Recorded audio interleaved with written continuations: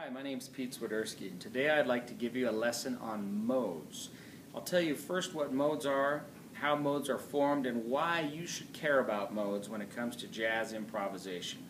First, modes, spelled M-O-D-E-S, or church modes, as they were commonly called, or are still called, are very important for jazz instrumentalists. Anytime you're going to improvise or make up a solo, you have to know what the modes are and how they're associated with the chord symbols that are on the page.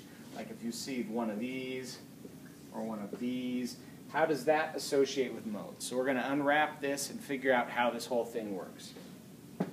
First, this assumes that you'd have a little bit of theory behind you, that you could play some major scales and you understand key signature.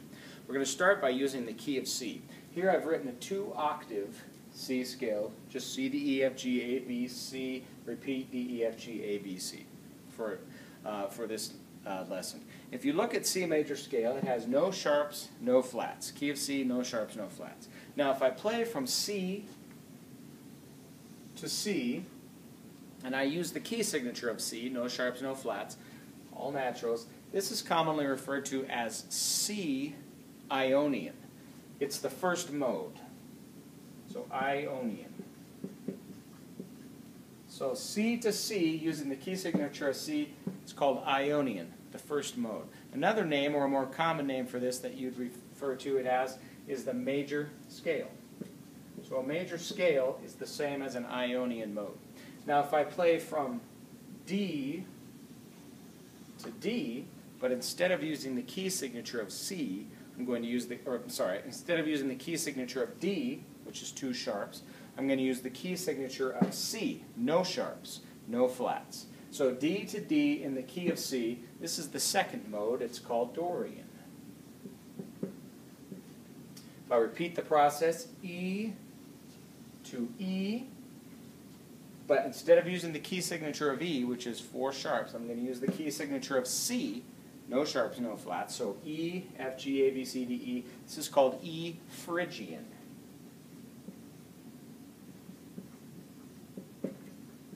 Phrygian is the third mode.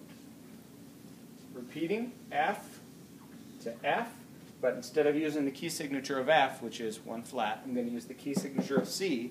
This is called F Lydian.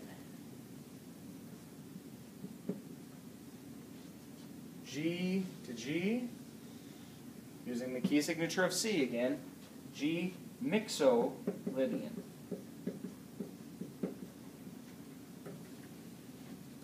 We're going to go now A to A, using the key of C still. This is A Aeolian. Another name for Aeolian is natural minor.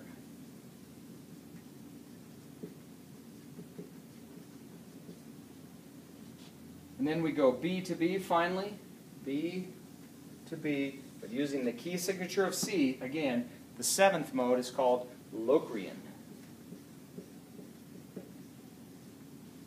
Locrian mode. Now this exact same process can be repeated with all of your major scales. So notice the most important part of the modes is to know what the first note is, the root of the scale that you're basing the modes in. This determines the key signature. Okay, now how does all this matter and why does this matter to you? First, let me show you common chord symbols that would be attached to certain modes.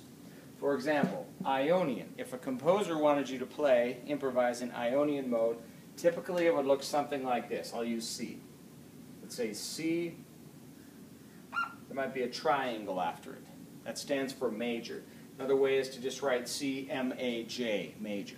Now any of the chord symbols can be followed by extensions, 7, 9, 11, and 13. There's no 15 because 15 really takes you right back to the root. So I'll get more into this in a different lesson, but for now let's just we'll keep it simple like this. Dorians commonly would look something like this. D minor, that's what the minus is for, D minor. It could also be written M-I-N. It could also be written with a lowercase m. Another very common one is Mixolydian, the 5th mode. It might appear like this, G7. Now it's important to note that on Mixolydian it will always have the extension. If it doesn't have the extension 7, 9, or 11, or 13, then it's major. If you just see one by itself, like C with nothing by it, consider that to be major. So with these under your belt, if you look at your standard jazz charts, you'll find that most of the chords that are on there are going to be major, Dorian, or Mixolydian. Now sometimes these Mixolydians can be followed by other things like sharp 9 or flat 9. We'll get into those later, but these are the basics, and you'll find that with these you'll be able to cover almost any song that you want. Hope that helps you out. In a later lesson I'm going to talk specifically about Dorians, dominant sevenths, and majors and how to use them and improvise with them. Thanks.